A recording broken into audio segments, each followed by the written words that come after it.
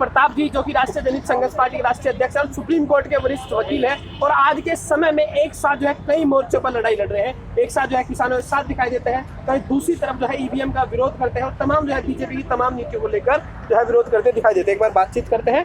आप लोगों ने जो है कई मोर्चों पर जो है लड़ाई संभाली है, कैसे? पहले कई लोग कहते हैं पहले ना एक चीज से निपट लेना चाहिए, तो किसान आंदोलन से जो है समाधान निकला, फिर ईवीएम। आपने जो है देखिए, लड़ाई जो है कई बार जो है मजबूरी हो जाती है कई मोर्चों पर लड़ना जी। मैं इतिहास में इसका एक उदाहरण बताता हूँ। अगर आप देखें, जिस समय फ्रांस की क्रांति हुई 1789 में, अगर आप देखेंगे तो उस समय नेपोलियन जी, उसने 4-4 मोर्चों पर लड़ाई लड़ी और 4-4 मोर्चों पर वो जीते। तो कई बार वक्त ऐसा होता है कि हमें एक के साथ साथ दूसरे मोर्चे पर भी लड़नी पड़ती है। आप देखेंगे किसान आंदोलन अपने जो उनकी नीति है और किसान आंदोलन जिस विषय को लेकर संघर्ष कर रहे हैं, वहां पर ईवीएम का मुद्दा उठना चाहिए, लेकिन संयुक्त किसान मोर्चा की नीति है कि हम ऐसे मुद्दे जो राजनीति से हैं, पॉलिटिकल मुद्दे हम नहीं लेंगे। बिल्कुल ठीक है, और हम सबको उसका सम्मान करते हुए किसान आंदोलन की जो नीति है उसके अनुसार उसको सहयोग देना है, हम उसी तरह से सहयोग दे रहे हैं। लेकिन हमें मालूम है कि जो ईवीएम का मुद्दा है वो भी इसी तरह से बहुत महत्वपूर्ण मुद्दा है, क्योंकि बीमारी केवल ये कानून नहीं है, चाहे कृषि कानून हो, चाहे जो है श्रमिकों के कानून हो, चाहे यूएपीए कानून हो, और जो जिस तरह के भी कानून है, आखिर इस कानूनों को बना कौन रहा है? इन कानूनों को बना रही है मोदी सरकार, बीजेपी सरकार। तो मोदी सरकार ही असली जड़ है। मैंने संयुक्त किसान मोर्चा के जो सिंगू बॉर्डर पे जो आंदोलन है, पहले दिन मैंने कहा था कि कानून तो आज नहीं तो कल वापस होंगे, इसमें कोई शक वाली बात नहीं है, नहीं तो सरकार को उखाड़ के फेंक दिया जाएगा। पर इससे बड़ी जो कानून से बड़ी वो है सरकार। और जब तक ये सरकार रहेगी तब तक कुछ ना कुछ किसी न किसी तरह से लाती रहेगी। इसलिए सरकार को उखाड़ के फेंकना जरूरी नहीं है। एजेंडा है कि मोदी का विरोध करना है, बीजेपी का विरोध करना है, इसी के पीछे की जो है चलिए ये मान लीजिए जो है रची जाती है। ये मान लीजिए कि मोदी को उखाड़ के फेंकना या बीजेपी को उखाड़ के फेंकना, ये चलिए मैं आपकी बात को एक पल के लिए मान लेता हूँ, ये झूठ है पर फिर भी एक पल के लिए मानता हूँ। ये कृषि कानून लाया कौन है? ये श्रम कानून लेके आया कौन है, जिसमें श्रमिकों को बिल्कुल बेड़ा गर्क कर दिया? 8 घंटे काम कर लेता, 12 घंटे काम कर दे। बिजली का भी कानून आ रहा है, और बिजली का कानून जो पूरे देश को तबाह कर देगा। मतलब कोई एक ऐसा कानून की तरह जो है रेट तय हो, देखिए कोई एक ऐसा कानून नहीं है, या मोदी सरकार का कोई भी एक ऐसा काम नहीं है जो जनता के हित में हो। सारी चीजें जनता के विरोध में है, आम जनता के विरोध में है, देश के विरोध में है। तो फिर क्यों ना मोदी का ही विरोध किया जाए, फिर क्यों ना ही मोदी को उखाड़ के फेंका जाए, क्यों ना फिर बीजेपी सरकार को उखाड़ के फेंका जाए। अगर यही स्थिति है तो उसमें क्या दिक्कत है? ईवीएम ही रास्ता है। ईवीएम देखिए पहली कड़ी है। आखिर इसको उखाड़ेंगे कैसे? आप वोटों से उखाड़ेंगे। ईवीएम के माध्यम से जब वोटें ही आपकी लूट ली जाती हैं, तब आप करोगे क्या? आप एक अकेली आवाज है जो लगातार पूरे देश भर में मजबूती के साथ ईवीएम पर सवाल उठा रहे हैं, तो क्या लग रहा है कितना असर हो रहा है? मेरी आवाज कमजोर नजर आ रही है आपको? मेरी आवाज मजबूत है ना? अगर एक व्यक्ति भी मजबूती से लड़ रहा है और अगर साथ में और लोग आ जाएं तो बहुत मजबूत हो जाएगी। मैं तो निवेदन सबसे यही कर रहा हूं, सब आओ कंधे से कंधा मिलाओ, हम सब बिल्कुल असर दिख रहा है। और आप मेरे साथ में चलिए, मैं आपको दिखाऊंगा। जहां मैं जा रहा हूं, गांव-गांव में मीटिंग कर रहा हूं, लोग बड़ी संख्या में आते हैं, बात सुनते हैं, और इस ईवीएम को उखाड़ फेंकने के लिए जो हम आंदोलन कर रहे हैं, सिग्नेचर आंदोलन, मैं ये नहीं मैं कह सकता, क्योंकि ये सब कुछ निर्भर है लोगों के ऊपर, उनके सहयोग के ऊपर। मैंने जैसे आपको कहा कि जैसे उत्तर प्रदेश में और 5 राज्यों में चुनाव होने वाले हैं, तो लगभग इसमें 18 करोड़ जो टोटल मतदाता हैं इन 5 राज्यों में।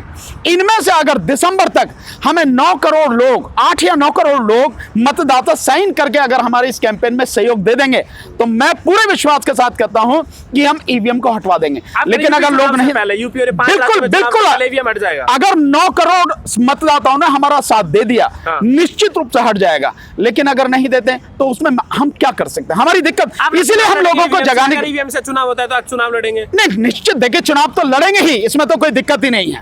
अब तो इसके अलावा कोई रास्ता नहीं है, चुनाव लड़ेंगे, पूरी ताकत से लड़ेंगे। गठबंधन होगा, गठबंधन के साथ में लड़ेंगे, नहीं तो इंडिपेंडेंट लड़ेंगे, इसमें कोई शक वाली बात नहीं है। अमित शाह जी जो है जम्मू कश्मीर के दौरे पर है और पाकिस्तान से जो है कुछ ही दूरी पर जो उन्होंने एक रैली की और कहा है कि ये मंदिरों की धरती है और श्यामा प्रसाद मुखर्जी के बलिदान की धरती है, और जो है 3 परिवार ने जिस तरीके से लूटा है इस प्रदेश को, अब वो सब नहीं चलेगा। फिर से जो है कश्मीर का मामला गर्म हो रहा है, कश्मीर में जो हालात खराब हो रही है उसको लेकर भी बीजेपी मुद्दा बना रही है। अगर बीजेपी उत्तर प्रदेश में हार जाती है तो पूरे प्रदेश में जो है कश्मीर जैसे हालात हो जाएंगे। नहीं देखिए, वो कुछ भी कर सकते हैं, उस पर हारने जीतने की बात नहीं है। बीजेपी देखिए, आप देखिए कि बीजेपी जो भी करती है केवल और केवल राजनीति के लिए करती है। और केवल इतना नहीं, मैं आपको विश्वास दिलाता हूं 2024 से पहले बहुत गंभीर हालात बीजेपी द्वारा पैदा किए जाएंगे। आप देखना कहां किस तरह की स्थिति होंगी, अभी नहीं आपको मैं बताऊंगा। कश्मीर के हालात को कैसे आप देखिए, कश्मीर के हालात उनसे पूछिए ना। आपने अनुच्छेद 370 को हटाया, आपने कहा कि आतंकवाद खत्म हो जाएगा। अब ये क्या हो रहा है, क्यों हो रहा है? ये लोगों को सरेआम मार दिया जा रहा है। कहां गया तुम्हारा दावा? इसका मतलब यह है कि जो अनुच्छेद 370 हटाने की बात थी, उससे आतंकवाद का कोई लेना देना नहीं था। और जो पार्टी ही खुद अपने आप आतंकवाद फैलाती हो, वो क्या आतंकवाद खत्म करेगी? ये सारी चीजें सबको समझ आ रही हैं और सबको समझनी चाहिए। चुनाव से पहले योगी जी जो है लगातार कोशिश कर रहे हैं जनता को अपनी तरफ आकर्षित करने के लिए, और फैजाबाद का जो स्टेशन है उसका नाम बदलकर अयोध्या कैंट कर दिया गया है। तो क्या लग रहा है जो धार्मिक मुद्दे हैं उनको लगातार हवा दी जा रही है? देखिए, बीजेपी ने जो सबसे, और मोदी के आने के बाद धर्म को राजनीति में जिस तरह से इन्होंने अंदर घुसेड़ा है, ये जो है इन्होंने सबसे गंदा काम किया है। धर्म और राजनीति को मिला के इस देश की सारी सिचुएशन को बदलने की इन्होंने कोशिश की है और अपना घिनौना चेहरा इन्होंने दिखाया है। धर्म अलग चीज है, धर्म व्यक्तिगत मामला है। हर किसी को संविधान ने अधिकार दिया अपना धर्म अपने हिसाब से उसका पालन करे, कोई किसी को हक नहीं है कि उसमें रुकावट। लेकिन राजनीति से उसका कुछ लेना देना नहीं है। राजनीति अलग है, धर्म अलग है। इन्होंने दोनों को मिला के और देश की जनता को इतना मूर्ख बनाया। वोट पड़ेगी या महंगाई, बेरोजगारी, भुखमरी के मुद्दे पर? मैं पूरा विश्वास है कि इस बार जो 5 राज्यों में चुनाव होगा और आगे भी जो होगा, जो जनता के आम मुद्दे हैं, वो महंगाई का मुद्दा है, वो शिक्षा का मुद्दा है, वो पेट्रोल डीजल का मुद्दा है, वो लोगों को मेडिकल फैसिलिटी उपलब्ध कराने का मुद्दा है, वो लोगों को रोजगार का मुद्दा है। ये सारी चीजें हैं जिन पे लोग वोट करेंगे। हालांकि बीजेपी के पास और कोई मुद्दा नहीं है, वो मंदिर और मस्जिद और हिंदू और मुसलमान इसी पे करेगी, हिंदुस्तान पाकिस्तान। देश के जो तेल मंत्री है हरदीप पुरी साहब, वो कह रहे हैं कि अगर हम टैक्स कम कर दे तो ये तो पैर पे कुल्हाड़ी मारने जैसी हो जाएगी। वो तो कुछ भी कह सकते हैं। सरकार को टैक्स नहीं मिलेगा तो कैसे वैक्सीन लगेगी? सरकार को टैक्स किस बात के लिए चाहिए? वैक्सीन लगाने के लिए। वैक्सीन काहे के लिए? तो फ्री लगा रहे वैक्सीन। अगर सरकार ये कह रही है फ्री, फिर काहे के लिए तुम कर रहे हो? इसका मतलब यह है कि पेट्रोल के माध्यम से आप पैसे वसूल कर रहे हैं लोगों से और डीजल के माध्यम से पैसे वसूल कर रहे हैं, तो फ्री में कैसे होगी नहीं? वैक्सीन कैसे फ्री होगी? 107 नहीं, आप देखिए जिस तरह से हर दिन 35 पैसे जो है बढ़ रहे हैं डीजल पे भी और 35 पैसे उस पे पेट्रोल पे भी, ये लगातार बढ़ेंगे। और इसी तरह से क्या लग रहा है? नहीं, कुछ नहीं कह सकते, डबल सेंचुरी लग सकती है। कुछ भी हो सकता है। जब जिस देश के लोग जो हैं संघर्ष करने से जो है डर रहे हैं, आई नहीं संघर्ष करने, तो क्या किया जाए? 135 नहीं, कितने भी बढ़ जाएं, बात जनता की है। जिस जनता पे इसका असर पड़ा उस जनता को आना चाहिए, उस जनता को बाहर आना चाहिए, उससे संघर्ष करना चाहिए। अगर वो अकेले नहीं लड़ सकते तो किसानों के साथ ही मिलकर संघर्ष करें, कुछ तो करना चाहिए। लेकिन अगर लोग घर में ही बैठे रहेंगे, डरे रहेंगे, तो इस सबको ठीक कौन करेगा? बीजेपी लोग कह रहे हैं पेट्रोल डीजल का इस्तेमाल तो केवल 5% लोग करते हैं जो गाड़ी वगैरह। इसका मतलब 95% लोगों को आपने भिखारी बना दिया, इसका यही मतलब है?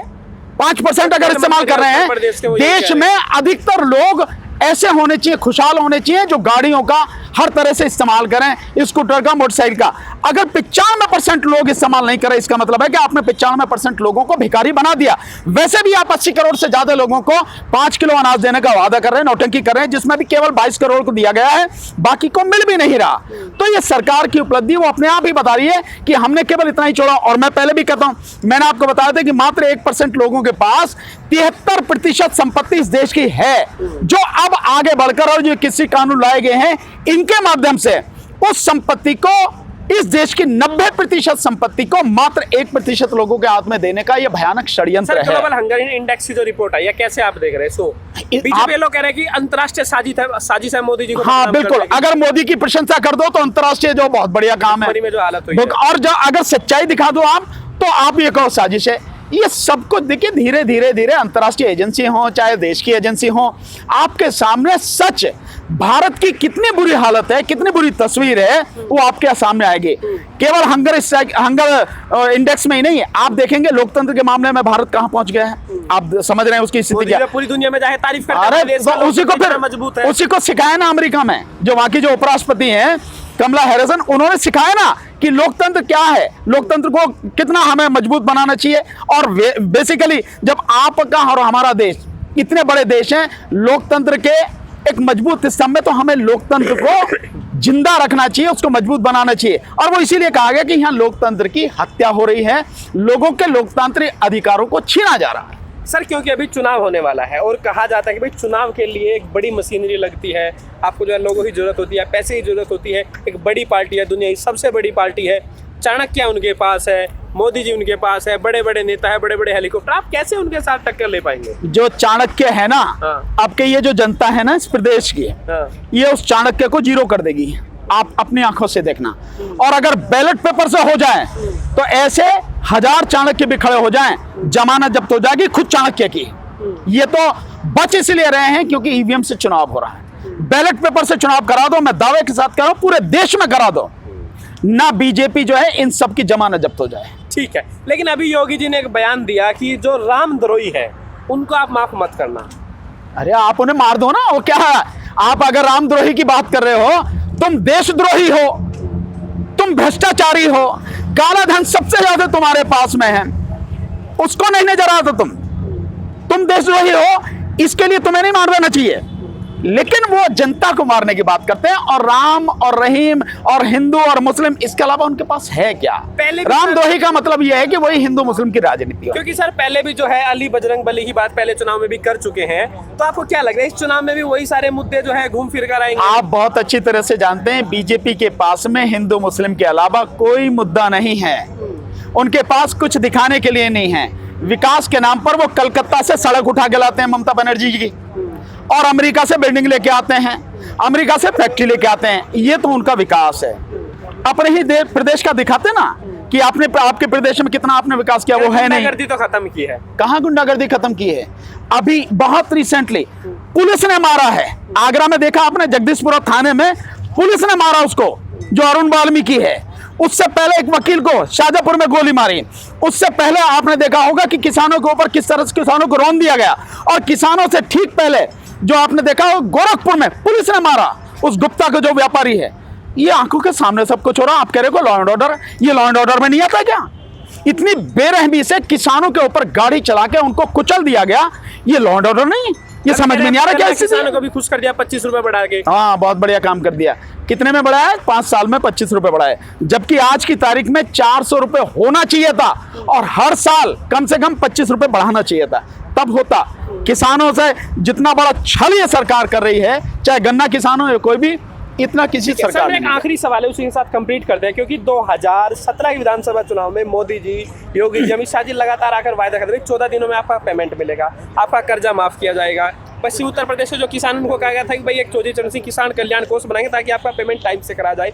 अगर जो मिल मालिक है अगर उसकी स्थिति नहीं है, तो क्या आपको लग रहा है किन मुद्दों पर अब दोबारा से बीजेपी वोट मांगने? हो गया क्या ये जो कहा उन्होंने? हो गया? नहीं हुआ? किन मुद्दों पर वोट? नहीं हुआ ना। यही मुद्दे हैं भाई। किसान को आपने धोखा दिया, किसान से झूठ बोला आपने, आम जनता से झूठ बोला आपने, यही मुद्दे हैं। मुद्दे तो बहुत साफ है, मैंने बता दिया आपको, फिर बता रहा हूं। शिक्षा मुद्दा है, बेरोजगारी मुद्दा है, सरकार की जितने भी गलत नीतियां, जन विरोधी नीतियां हैं वो मुद्दा है, महंगाई मुद्दा है, सुरक्षा व्यवस्था मुद्दा है, और साथ में आपके जो ये सरकार किसान कानून को लेकर जिस तरह की नौटंकी कर रही है और पूरे देश को तबाह करना चाहती है, यह मुद्दा है। कोरोना काल में जिस तरह से लोग मारे गए, स्वास्थ्य जो व्यवस्था है वो मुद्दा है। ये जो जनता के मुद्दे हैं, यही मुद्दे हैं, इन्हीं पे जनता वोट देगी, बाकी किसी पे नहीं होगा। ठीक है सर, एक आखिरी सवाल है, क्योंकि जिस तरीके से देखा जा रहा है जो